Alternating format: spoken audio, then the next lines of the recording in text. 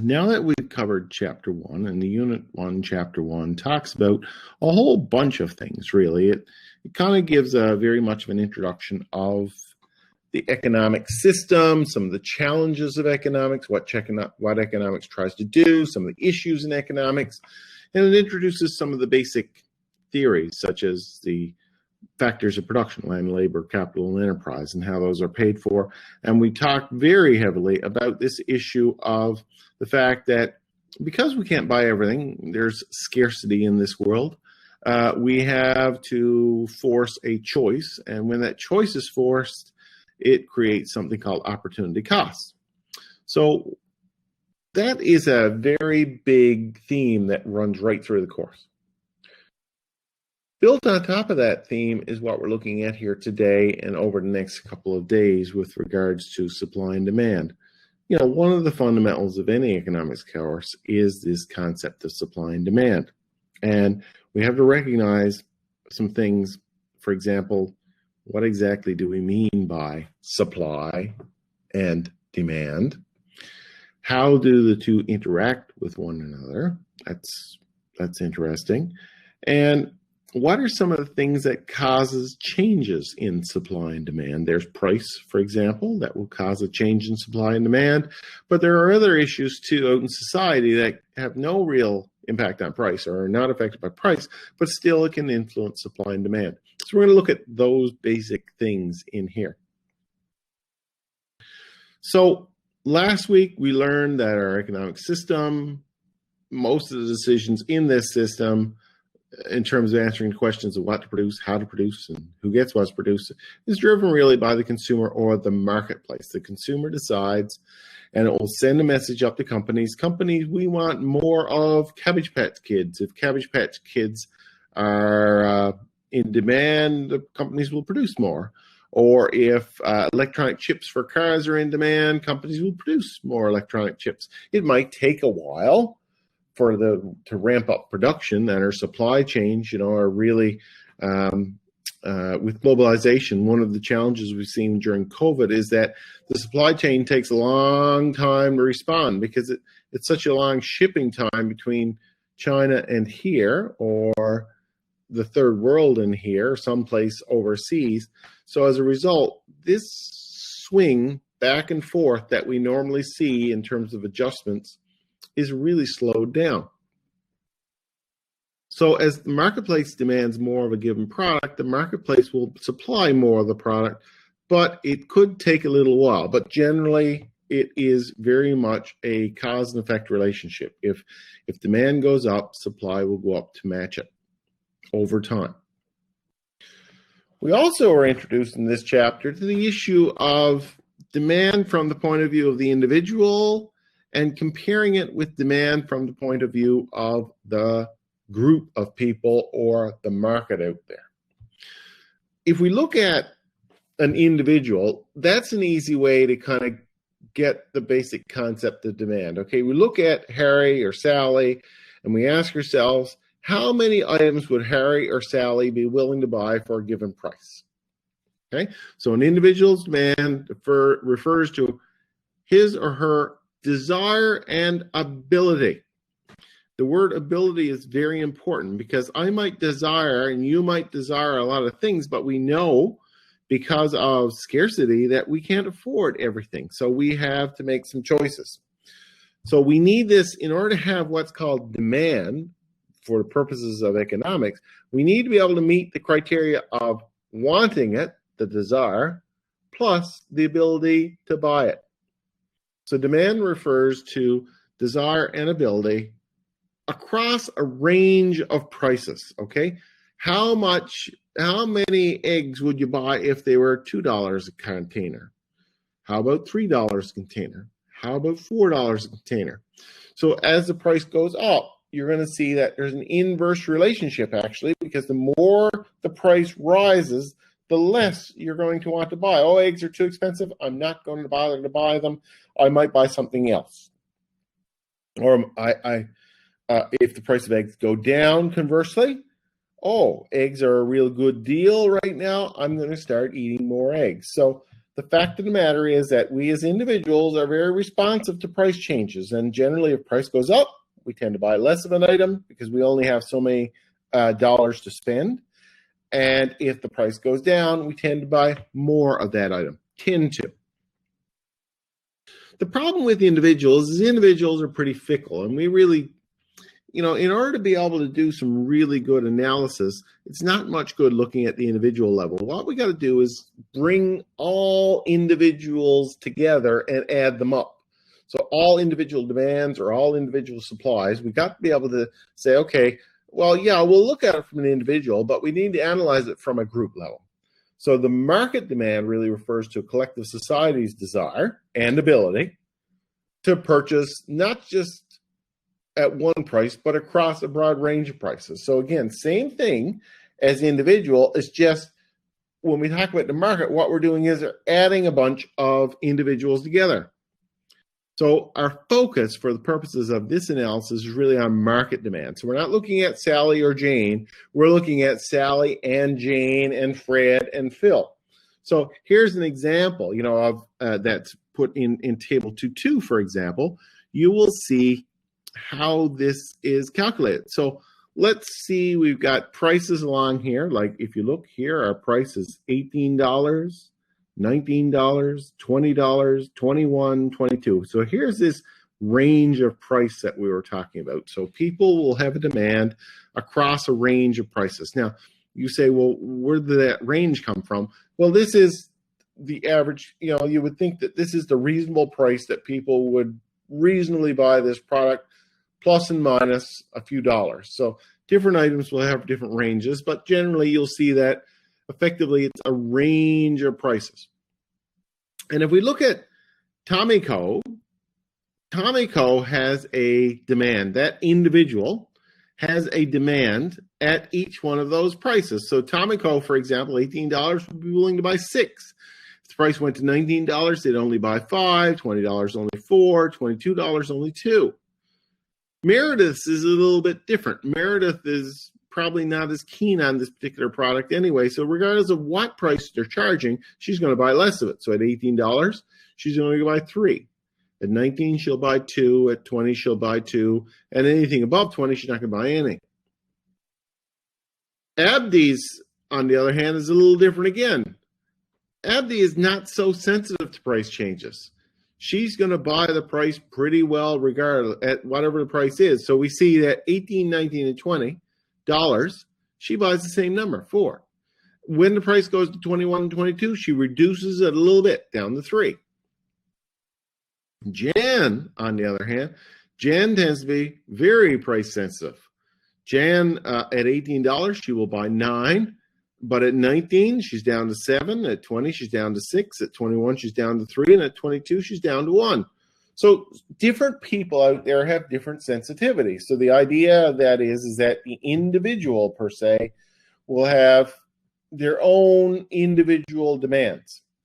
But it's hard to look at an individual because there's so many factors that come into play. But if we took all of this society, and let's assume the society consists of 4 people, Tomiko, Meredith, Abdi, and Jan, and we added their collective demand and ability together, we would get what's called the market quantity demand. So like Tomiko at 18, Tomiko will buy 6, Meredith will buy 3, Abdi will buy 4, and Jan will buy 9 for a total of 22. And we can do the same at each price level. What we do is we just collectively add up the demands of each individual, and that gives us what's called the market demand. Now, you're going to see a trend here. The trend reflects very much what's happening with the individual. As the price of the product goes up, demand will go down. And there's a very simple reason for that. The fact is that people have limited quantities of items at their disposal. That could be money, whatever. But the fact is that the higher you pay for it, the less ability you have to pay because you've got other wants and needs. So effectively, higher prices will result in lower demand. So as the price goes up here, we see the market demand drop from 22 down to 6.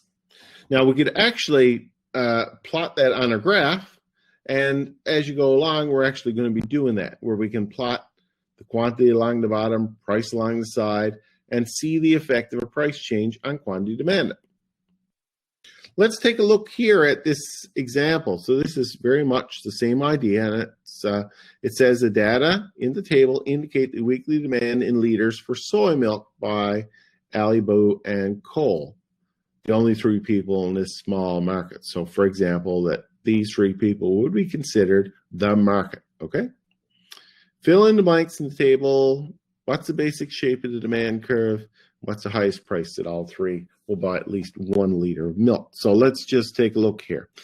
At a quantity, at a price of $4, Al will buy 1. Boo or Bo will not buy any, and Cole will not buy any. So effectively, at a price of $4, the market demand is the total of the three's individual quantity demanded at that price. So 1 plus 0 is 1. At $3.50, the price is declining, so they're probably going to say, yeah, I'm more inclined to buy some.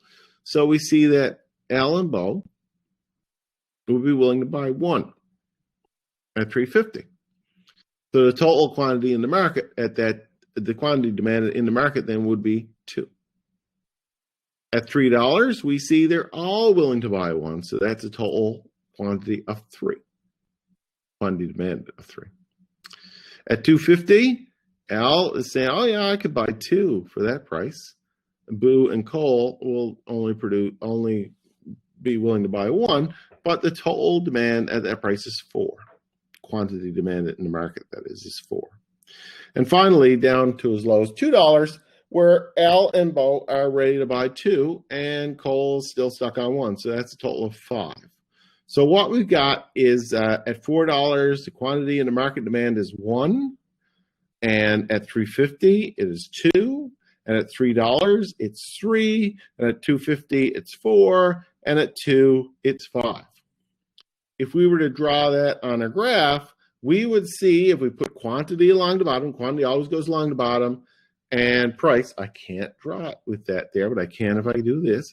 So what we have is at a price of, let's say, whatever the lowest price is, let's just check here. At a price of $2, they will sell 5. So at a price of $2, they will sell 5. So let's just see. Whoops. I seem to, okay. Let's just go back up again now. At $2, still 5. And at $4, 1. So at $2, they'll have 5. And at $4, they'll have 1. So what we have, or what I should have, oops, is a graph that looks sort of like that, a downward sloping graph. Okay? And this is very much indicative of a quantity line. Quantity line is always downward sloping. Demand is always down, because the fact is that as the price of an item goes up, people only have so much money and they buy less of it. Okay. So demand really refers to a customer's desire as well as their ability to buy something. Without both of these conditions being met, you don't have demand. So you got to have the desire and the ability. There are many factors that influence demand. For our analysis, we're assuming price is the key driver of the demand. So we're seeing this change here as a result of price. And all other things are considered to be held constant. Now, there's a name in all economics that we use called ceteris paribus, which is a Latin term that means all other things being equal. So effectively, what we're saying is that price is what's driving the change in demand, nothing else. So when we look at the effects of change in price across a range of prices on the demand for a product over a set period of time, we get something like this demand line. So we need a reasonable period of time, set range of prices. We get this type of effect all the time in here. So it's a downward sloping demand curve. And really, this reason for the demand curve being downward sloping has to do with the fact that scarcity creeps in. We only have so much money, so the more something costs, the less of it that we can buy. Okay? So the first thing you have to understand is that demand, a lot of demand, there's an inverse relationship. If the price goes up, quantity goes down. So we can see some examples here of the market demand curve and something called a market demand schedule. So the market demand curve is this downward sloping line where price and quantity is always along the bottom, by the way. So we get this type of slope here. You can see a slope diagram. And we got a table, which is very similar to the one we just looked at, where we have the price of something and the quantity demanded at that given price. So we got individual demands here and the market demand. So again, it creates this downward sloping. So the market demand really refers to demand schedule for a group of people. Now, there are other reasons that really creep in to the cause for the demand curve to be downward sloping besides this issue of scarcity. We have really three others over and above the concept of scarcity, and that is, the first one is called the substitution effect. And what the substitution effect says is that effectively, as the price of a given item goes up, people are going to substitute it for another item. So if the price of milk goes up, for example, instead of buying the milk, I'll buy soy milk. I'll switch to soy milk because it's cheaper. Or I'll switch to Pepsi because it's cheaper.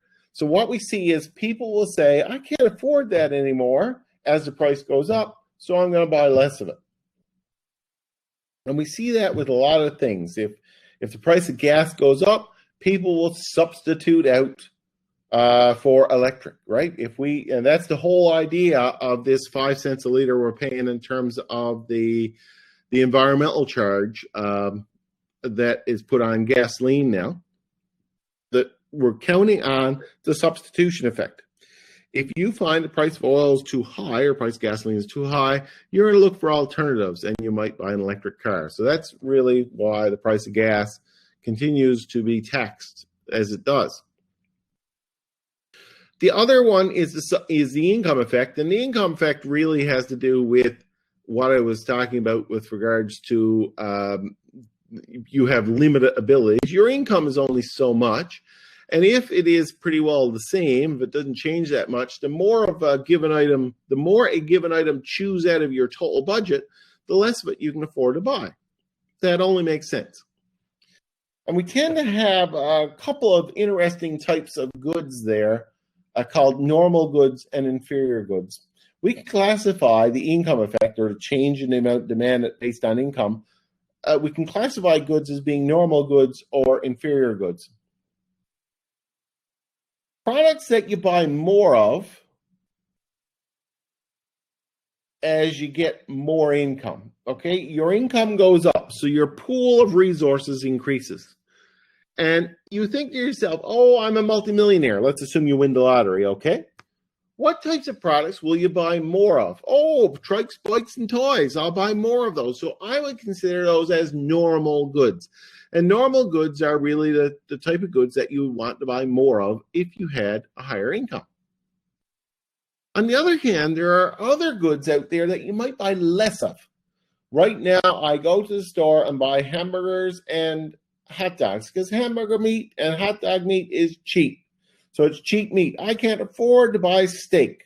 Suddenly, I get a huge boost in income. Oh, I can afford to buy steak now. I'm going to buy steak rather than hamburger and hot dogs.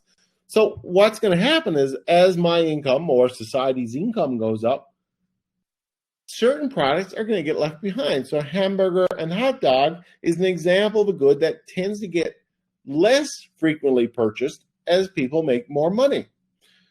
So they are considered in economics as inferior goods. Chevy Cavaliers or Chevy Cruises, as they're called, low price, cheapy car.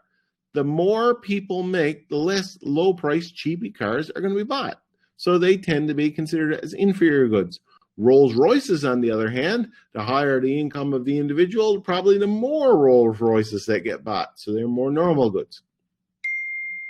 We also run into this thing called utility, which we've already talked about, which is how much pleasure you get out of something. And generally, the more of something that you buy, and we'll look at diminishing utility in much greater detail in a later chapter, but the more of something you have, the less valuable it is to you. If, for example, you are looking for some cookies, so you go to the store and you buy a box of cookies. Now, the less cookies you have at home, the more valuable that box of cookies that you just bought are. But let's assume your cupboard is full of cookies home. You have loads and loads of cookies. What you've done is just brought more cookies in. And somebody's going to say, I don't even notice them there. I don't bother because, there's lots of cookies. Why do I need those? So what happens is the more of something you have, the less you value each successive unit. I had that problem. It was a terrible problem. I'm a real guy for the Elan snow machine. And I got one. There was a point where I had 4. I fixed them. I sold them. My boy and I were at them. We sold them. One extra Elan, when you got 1, it's really valuable. When you got 4, they lose their value. I'm not going to dry all 4 of them at once. I can't. It takes up room in my shed. They become a pain. So the law of diminishing marginal utility kicked in and said, let's get rid of 3 of them. We also have something called shifts in the demand curve. And I don't know if you touched on this in your marketing course or not, because the marketing course has changed since I've done it. But effectively, everything we've talked about up to right now has had to do with price. As the price of the product changes, demand changes. But what if it's not the price? Let's assume something comes really, really, really stylish. Now, I'm not someone to talk about really, really stylish, okay? But let's assume that, what did I read was getting really stylish these days? Oh, I'll call it craft beer or craft coffee, depending on what you want. We see a lot of that. We see a lot of fancy coffee shops and a lot of fancy beer shops as of late, right? Why have they taken off? Well, people tend to like the idea of going to these places. It tends to have that gentrified nature to it that so many people enjoy, So right now, no matter what the price of the product is, at any, there's the beer tends to be expensive and so does the coffee. It really doesn't matter to people. They still flock there because the fact is that it's the thing to do, okay? The thing to do. So if we saw a range of prices for that coffee or a range of prices for the beer, it would still be, people would still buy a lot of it, even though if the price went up too high, they'd buy less of it. So it's popular right now. Tupperware, on the other hand, seems to have fallen out of favor since the 1970s when it was really, really popular. So no matter what the price of a piece of Tupperware is now, I think less people would buy it. So it tends to not have as big of an appeal as it used to. So even though the price might be on the lower side now, people are still saying, heck with it, I don't need plastic pots.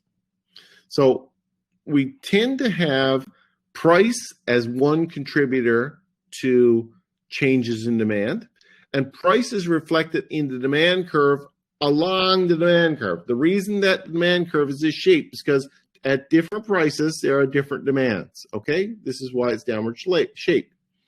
However, if the price stays basically the same and we get a big change in the demand, well, how can we account for that? Well, we account by that by saying there was a shift in the demand curve. So at any given price, here's a given price right here.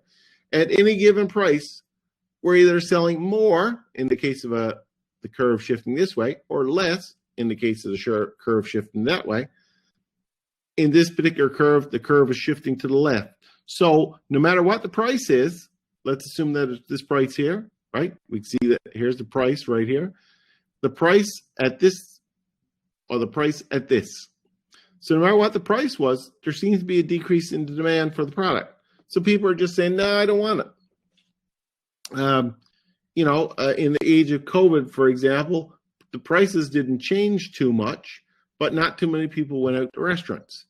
Again, COVID really affected the demand for restaurants. So we get these shifts all the time. These shifts occur because of trends, changes in these sorts of things. And we got a whole bunch of reasons. There's a whole bunch of reasons for this change. So let's assume that we're looking at the demand curve shifting to the right. In other words, at any given price, we're selling more of the product. So if we say that, why is that happening? If we ask that question, why is it happening that the price really hasn't changed, but there's more of the product going out the door? What can we account for that? Well, there's a number of things. We could say that there was a taste shift in the greater population. People's taste changed. In the 1980s, for example, in the 1980s, there used to be this show on with this guy, Wilford Brimley. And Wilford Brimley was this old grandfather figure, and he ended up in a Quaker Oats commercial. And a study found that Quaker Oats makes you live longer was the basic gist of the commercial. Well, the commercial was very popular. Wilford Brimley was popular. And what we found is what the demand for Quaker Oats went up hugely, even though the price didn't really change. And the reason was this study was released that says oats make you live longer. And as the baby boomers were getting older, they were getting sensitive to that. So anything that was the magic bullet for age, they bought.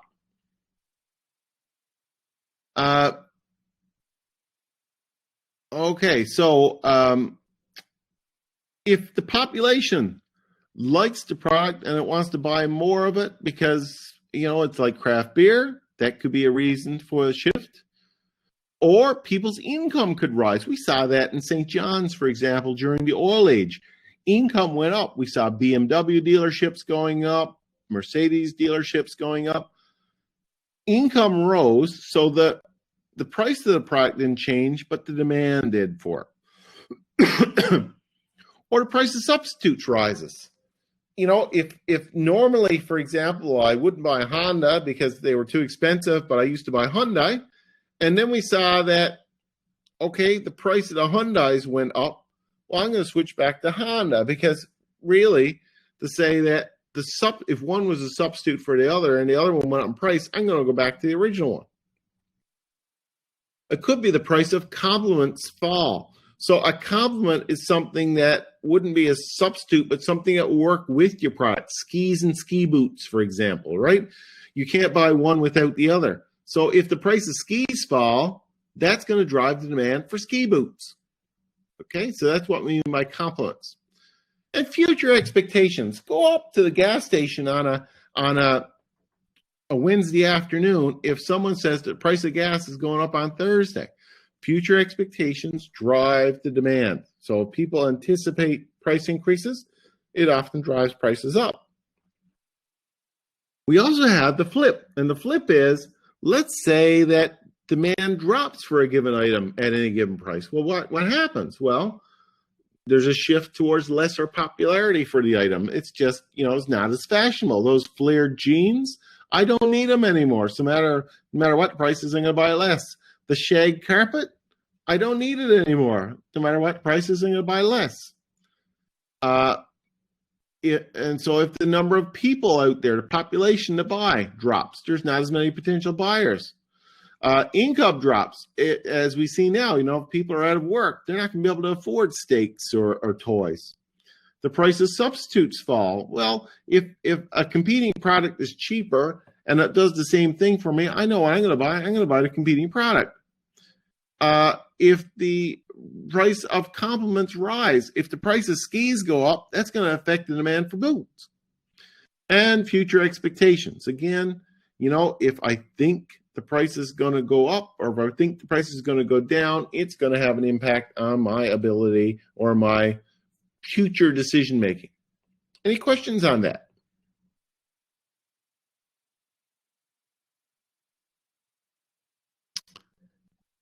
Okay. let's look at this issue then of supply. So that was the demand side. Now we have the supply side. So supply, almost the same thing as demand, but in reverse, is the people and the businesses who produce the products that we buy. So the term supply refers to the quantities that suppliers are willing and able to make available to the market at various levels of price. So same idea, different prices, different levels of supply will be provided. We assume for the time being that the prime mover for the producer is profits. They will produce more if they can make more money. So we see here in this little example, here's the supply schedule. Let me just put that up again. The price per case for an energy bar type of thing. The price per case was 18, 19, 20, 21, and 22. Okay, so that's the price that they can get for the product.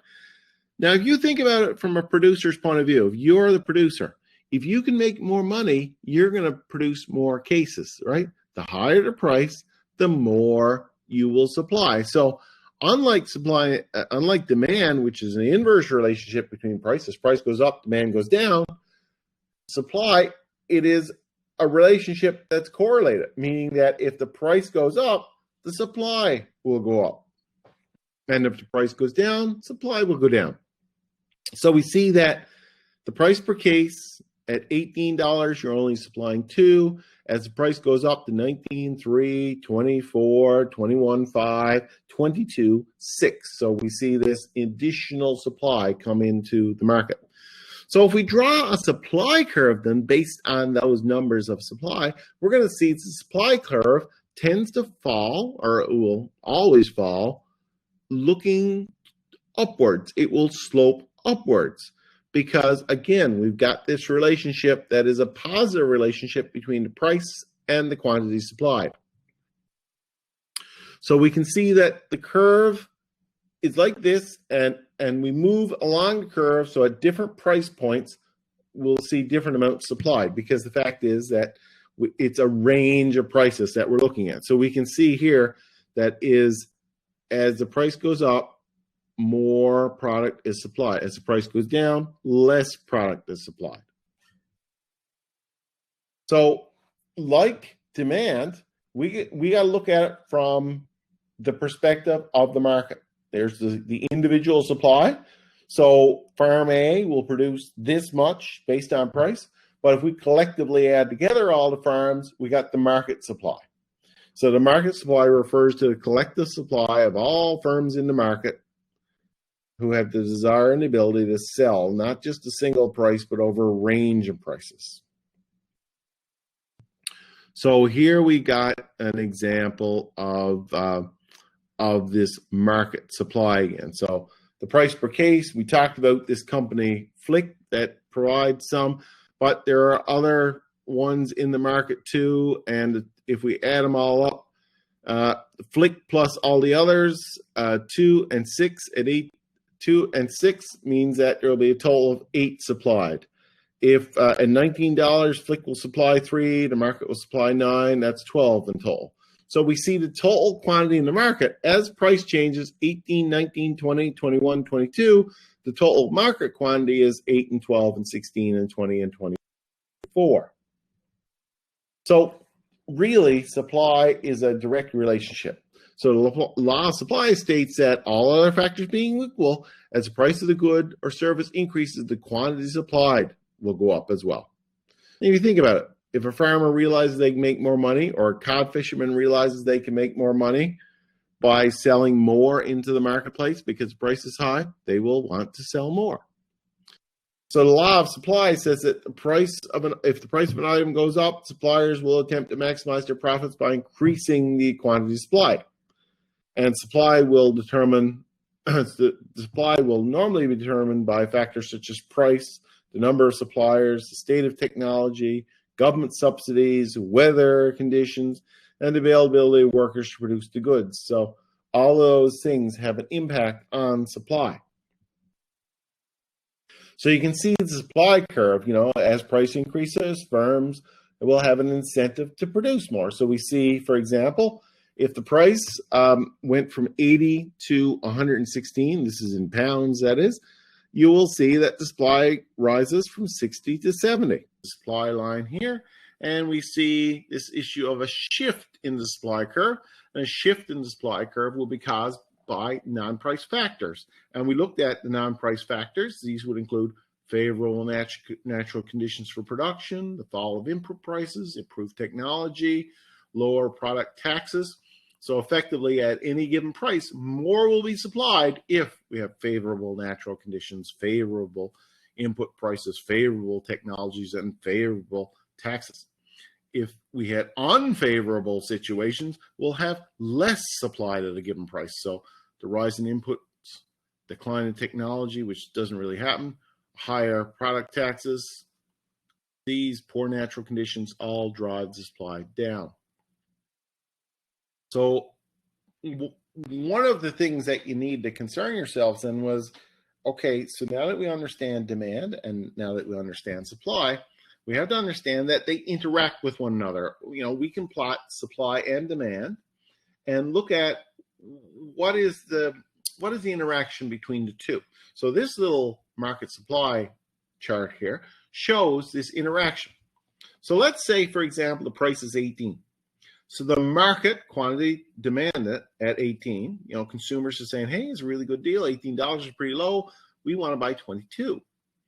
Suppliers, on the other hand, say the price is 18. Their price isn't worth producing any. Let's not bother. So they're only producing 8. So there's 22 demanded, 8 produced, gives you a shortage of 14. Consumers want more. Suppliers are saying, no, the heck with it. We're not going to make any more. At a price of 19, well, consumers are saying, well, we won't buy as much because the price is a little bit too high. But suppliers are saying, well, the price is getting better. We'll supply more. So what we see as the price goes up, there's the gap between what's demanded and what's supplied starts to shrink. So we only got a shortage of -6. At 20, what we're seeing is, the demanders are looking for 16 and the suppliers are willing to make 16. In other words, the market is at equilibrium. In other words, there's just as many being demanded as there is supplied. And normally markets will head towards equilibrium. So this means there's no supply, no surplus, and no shortage. If, for example, prices continue to escalate to $21, what we're going to see is demanders are going to say, I can't afford that. And suppliers are going to say, I'm ready to produce more because I can make more money. So what we're going to have is demand will be 9, supply will be 20. We're going to have an excess supply. In other words, 11 more. So this is going to create what's called a surplus. And surpluses happen when there's more supplied than is demanded. And at 22, we see even greater surplus to 18. So the market will naturally head towards a price that allows for everything to be sold. In other words, equilibrium. And we can graphically illustrate this with the supply and the demand curve together. And we see the equilibrium point is where supply and demand match. So at this given price, this amount of quantity is supplied and demanded that matches. If, for example, there is more produced, okay, so we got a demand that's relatively low, the green line, low demand, yet supply is relatively high, we're going to have what's called a surplus. So anything above the equilibrium would be considered as a surplus area. Anything below the equilibrium means that the price is relatively low, people want to buy a lot, but suppliers aren't willing to supply too much. This creates a shortage. We just touched on this already, and I just wanted to kind of reinforce the fact that there are beasts out there, types of products. There are types of products out there that consumers buy, and changes in price are going to affect how well they're sold. For example, inferior products. Inferior products are products that we buy less of the more money we have to spend, okay? So as we make more money, if we're suddenly rich, okay, we're suddenly rich, we're going to ask ourselves, would we buy as much of that product? So hamburger meat, for example, regular hamburger meat. The better off we become, or as we get more health conscious because we get older, but we're probably better off. The better off we are, the less likely it is we're going to buy cheap hamburger meat. In fact, more likely it is we're going to buy steak. Okay? Steak is what's called a normal good. We buy more of it when we have more money to spend. But inferior products we tend to buy less of as our ability to buy increases. We also introduced the concept of a substitute product. And a substitute product means that, the price of that product that I'm looking at for the purposes of our analysis is too expensive. I'm going to buy something else that will satisfy my needs just as well. So if the price of Coke went up, for example, people would switch to Pepsi. And then we have complementary products. Complementary products flow in there when the price of one is going to affect the demand for the other. So if the price of skis drop, that means the demand for ski boots will probably go up. So that's the basic theory behind this supply and demand thing.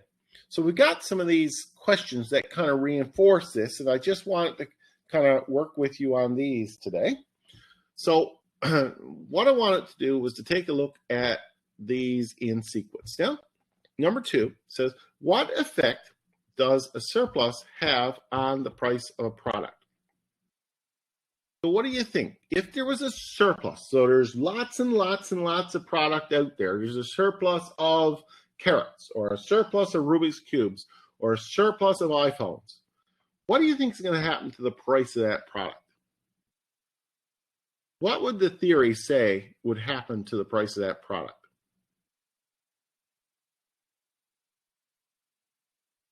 So there's more of the product, there's more being supplied, if this is the supply line, than people are willing to buy. So what's going to have, in order to get rid of that product, they're going to have to drop the price of it. The price is going to drop, and if the price drops, people will progressively demand more.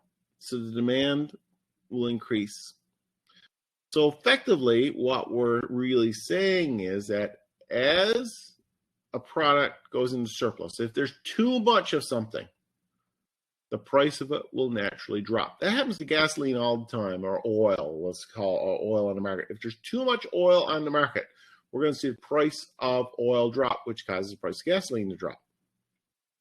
Okay? So surpluses cause prices to drop. What about shortages? If there was a shortage of oil, what happens to oil? Well, we know that shortages tend to cause the price of oil to go up. So shortages, if demand, the demand is up here and the supply is just right here, so we've got this much supply, this much demand, what's going to happen is prices are going to be forced up to bring us towards equilibrium. Okay, any questions on that? Number 3, the following table shows the demand and supply of eggs in hundreds of thousands. What are the equilibrium price and the equilibrium quantity? Now, in order to find equilibrium price, just going back to this graph again, we know that equilibrium price is the price that the supply and the demand are equal, okay? So if we look at this chart, we got to ask ourselves, well, at $2, there's 60 demanded, there's 30 supplied. 56 demanded at $2.50, 36 supplied. If we go down to $3.50, you're going to notice that there's 48 supplied and 48 demanded. So the equilibrium price is the point at which these are equal. So the equilibrium price, $3.50. Complete the surplus shortage column. Using this column, explain your answer to question A and why it must be correct. Well, in order to look at the surplus or shortage, there's that much demand. In the first instance, at $2, there's 60 demanded, 30 supplied. 60 demanded, 30 supplied. So the supply is less than the demand. This is going to be a shortage of the difference between the two, which is 30. So a shortage of 30 would be right here. At $2.50, there's 56 demanded, 36 supplied. So that's a shortage of 20. At $3, there's 52 demanded, 42 supplied. That's a shortage of 10. At $3.50, 48 and 48, a shortage of 0. And at $4, 44 is demanded, 54 is supplied. Demand is less than supply, so this is a surplus right here. So it asks explain your answer to question A and why it must be correct. Well, at the equilibrium point right here, there is no shortage and no surplus. So as a result, it must be the point at which the two are matched. C, what would the surplus shortage be at 250? Well, we looked at 250. We saw that the demand was 56, the supply was 36, so the shortage is 20. What would happen to the price and the quantity traded? Well, the demand is higher than the supply, so this would force prices up. Demand is higher than supply, would force prices up. And the quantity traded would go up as well. What would be the surplus shortage at $4? Okay, so we look at $4 and we see that it's 10 would be the surplus. It would be a surplus because the demand is 44, the quantity supplied is 54. This is a surplus. What would happen to the price and the quantity traded? Again, the price, because the demand is 44 and the supply is 54, this would tend to drive prices down. Okay, so prices will move down, and at that high price, that's going to affect how much people can buy. Any questions on that one? I gotta go out to see if anyone has. No one's written anything in the chat. No. Okay.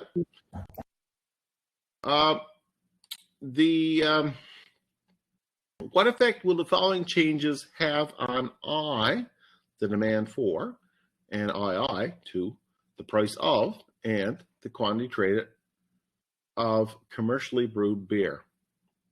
Okay, so what effect would the following changes have on? All this is related to commercially brewed beer. So in a new medical report affirms the benefits of drinking beer in moderation. Okay, so this is like what happened in the 80s when they found oats and Wilford Brimley. So if suddenly beer was seen to have a health effect, people would probably buy more beer. Will the price need to be any different? No.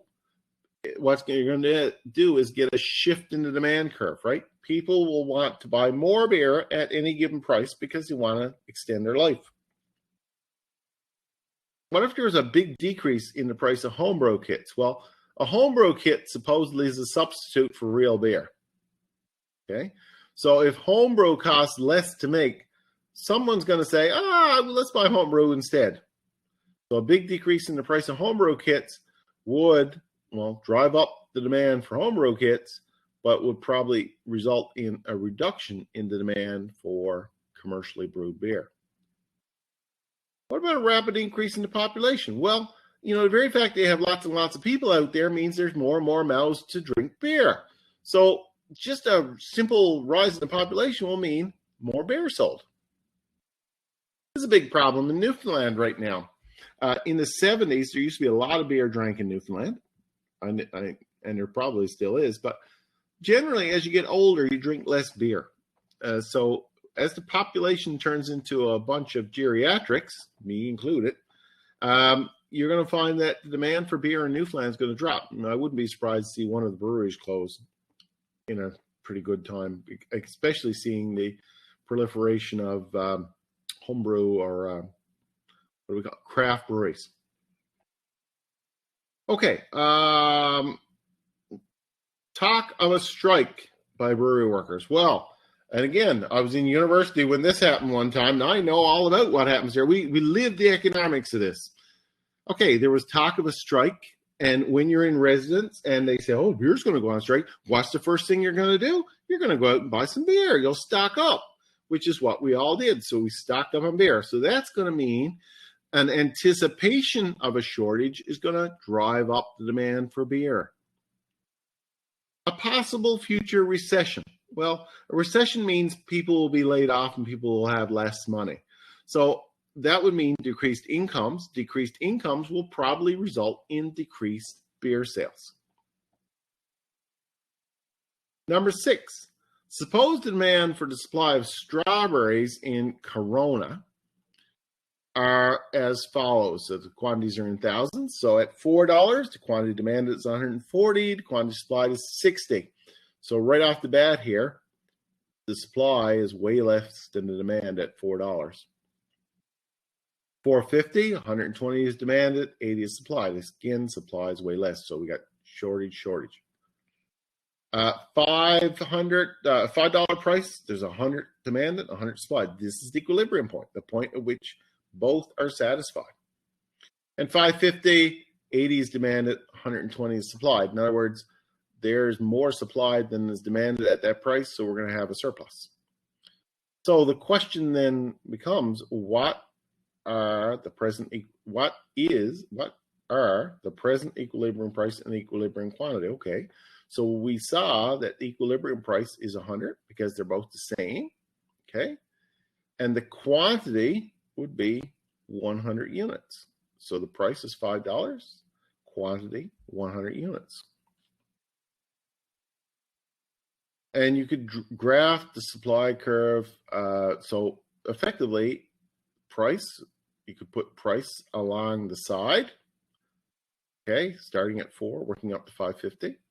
You put quantity along the bottom, and the lowest quantity is 60. And the highest quantity is 140. So that would be along the bottom.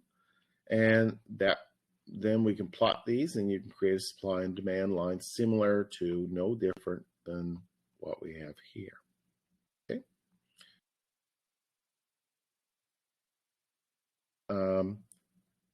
Suppose that the supply of strawberries would increase by 50%. Show the new quantities in the quantity column 2. So the supply of quantity would increase by 50%. So it would go from 60 to 90, 80 to 120, 100 to 150, 120 to 180. So we do the same thing again with the new quantities. Okay. So quantity would be 90, 120, 150, and 190. Okay, so what would be the new equilibrium price? Well, we saw the equilibrium price will be $4.50 because it will be 120 demanded and 120 under the new scenario, 120 supplied. See how I got that? Number 7, what effect will the following changes have on the supply, price, quantity traded of wine? Well, a poor harvest in the grape industry resulted in a big increase in the supply of grapes. Well, that's going to have an impact on wine because wine's made with grapes. So the supply of wine would drop. When the supply drops, what happens to the price? The price will probably go up. The number of wineries increase. Again, we have more wineries producing more wine. So supply would probably go up. Price would probably drop because of increased competition. Quantity traded may not change any. People might just buy as much wine as they ever did. The sales tax on wine increases. Well, the buyer only sees the bottom line price. How much does it cost to buy that bottle of wine? So effectively, the cost of the wine has gone up. This would mean demand would drop. That would have an effect of increasing the price. The supply wouldn't change too much, but the quantity traded would probably drop. The introduction of new fermentation method reduces the time needed to make the wine. Okay, so we can get more product out more quickly. Okay, so effectively, we ask ourselves, that might increase the supply, which would reduce the price, but it may not affect the quantity traded. Government introduces a subsidy on each bottle of wine produced domestically. That would effectively reduce the price, increase the supply, and potentially increase the quantity traded, potentially. Government introduces a quota limiting the amount of foreign-made wine entering Canada. Well, if we're talking about Canadian wineries, the foreign-made wine would get more expensive. Canadian wine would be relatively less expensive, and people would buy more Canadian wine. That's the idea of really a quota, is to get people to buy the local stuff. There's big increases in wages of workers in the wine industry. This would increase the costs of the wine industry, which would drive up prices and reduce the amount sold. A big increase in the prices of wine coolers as an industry with similar technology to the wine industry. Okay, if wine coolers went up in price, less people would buy wine coolers. The demand for wine coolers would drop. They might switch out to wine, so it could actually increase the demand for wine. Okay. Number 4, the accompanying table shows the initial weekly demand and new demand for packets of pretzels. So to explain the change in demand from D1 to D2, what might have happened to the price of a complementary product such as beer, alternatively, what might happen to the price of substitute products such as nuts. Okay? So at a price of $2, quantity demand is 10,000. Quantity demanded now, the new quantity demanded went up to 11,000. So what we saw is at this price, we've had a 10% increase in the quantity demanded of the product. Okay? And it says, what might have happened to the price of complementary products such as beer? It might have dropped because there's more demand. Substitute products, I don't know, potentially there could be some difference there. In the case of $3, we saw the original quantity demand was 96, and it went to 10.6. Again, same thing. We end up, the quantity demand increased. So what might happen to the price of complementary products such as beer? Well, more demand for one creates more demand for another. That's what a complementary product is all about. More one sold, more of the other. Nuts could be a substitute. You could potentially switch out for nuts if the price goes too high. And this is what's happening as price increases. 4, the quantity demand went from 9,200 to 10,200. Again, same scenario. We could have an increase in the demand for the complementary product, and if other products came in, maybe they would substitute out if they got more expensive. 8, the following are changes that occur in different markets, explaining what would happen to either demand or supply and the equilibrium price and quantity traded. So let's assume that we had an increase in the income on the market for an inferior product. Now let's think about this. So we had an increase in income, and by definition, an inferior product is stuff we buy less of as we make more money. So our incomes went up, and here's this inferior product. Well, we just said earlier on that by definition, we would buy less of it as our income went up. We buy less regular hamburger meat if our income went up because we would trade out and buy more steak.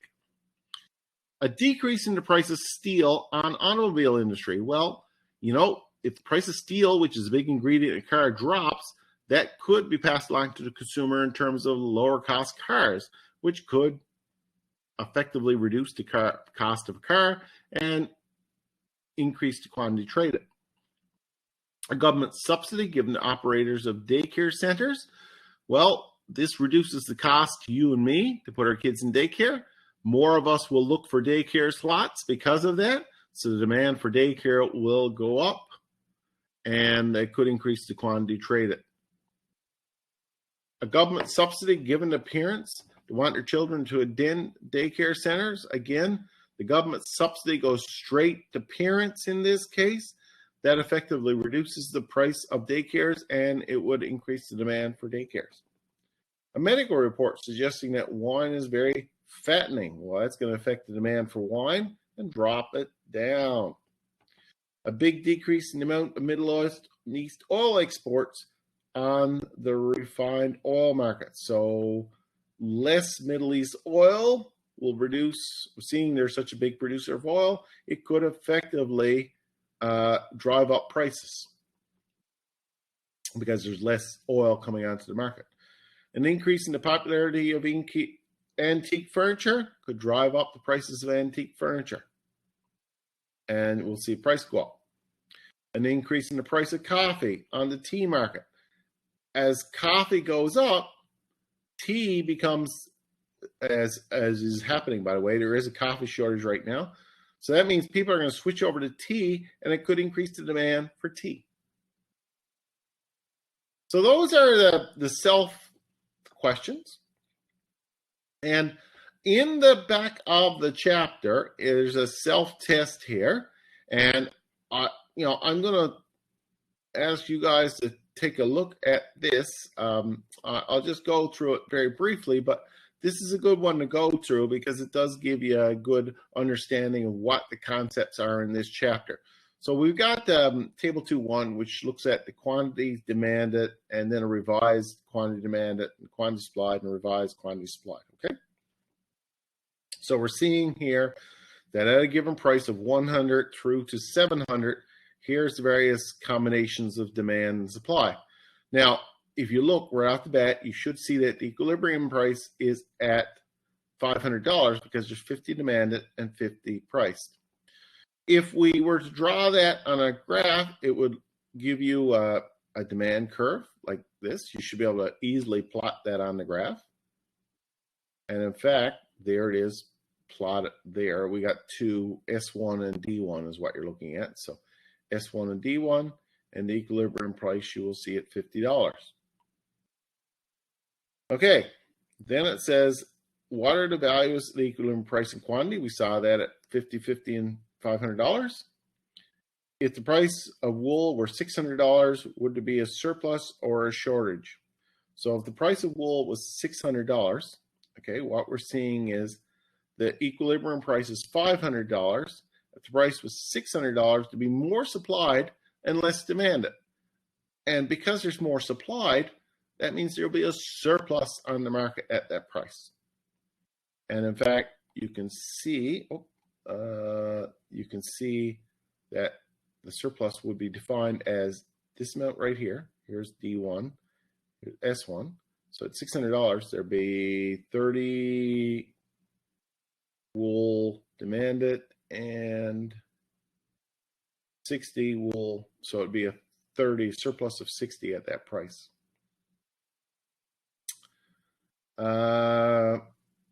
Draw and label a new demand curve for D2. So again, all we're looking at is a change in it. So somewhere along the line, suppose demand were to increase by 60. Okay, suppose that demand were to increase by 60. All we do is add 60 to these. And then we can kind of see that right here would be the new equilibrium. And so you can show that and draw and label demand curve and what are the new values of the equilibrium price and quantity. And you can see the new value will be the price of 700 and the quantity will be 70. So that is, those are quick little summaries, but you should be able to do something like this. And as I say, this one is on your assignment, so you should be able, or very similar to that, it's on the assignment, you should be able to do that. I also brought some end of chapter questions in here, and I just wanted to go through a couple of these, just again to kind of drum home the point that how this works. Given the data in table 212, here, draw the demand curve in 216. So we've got the supply curve already here. So the demand curve then at a price of 1, so here's the price of 1, the demand is going to be 80. So it will be right here. Oops, don't do that. Right here. And it at a price of 6, the demand is 30. It'd be right here. Now, I don't think that I have any capacity. I don't have any capacity in this to draw that now, but maybe if I did this, 6 and 30, and 1 and 80. Okay, so that would be the demand curve there, and you would see it intersect. at the 60 mark. So what's the equilibrium price? The price would be 3 and the quantity would be 60. So that's how that would work in order to do that. Number 2, we're given the basic demand and supply curve. And it says, what's the equilibrium price and quantity? So we look up here and we find our, oops, let me just go up here. We would find our equilibrium is right here. So the price is 2 and the quantity is 40. If the price were $2.25, is this surplus or shortage for potato chips? Well, $2.25 is right here. You'll notice that the demand is lower than the supply. So this means that there will be a surplus. The supply is at this level, and I'm going to say, if I get my eyes straight, that it's 45 quantity, and the quantity demand will be 30, so that'd be 15 would be the difference there. If the price is $1.50, is there a surplus or shortage? So we'll look at $1.50. So we know that supply is 30 and the demand is 60. So the demand is much higher than supply. So this is a shortage, and the shortage would be an amount of 30 units.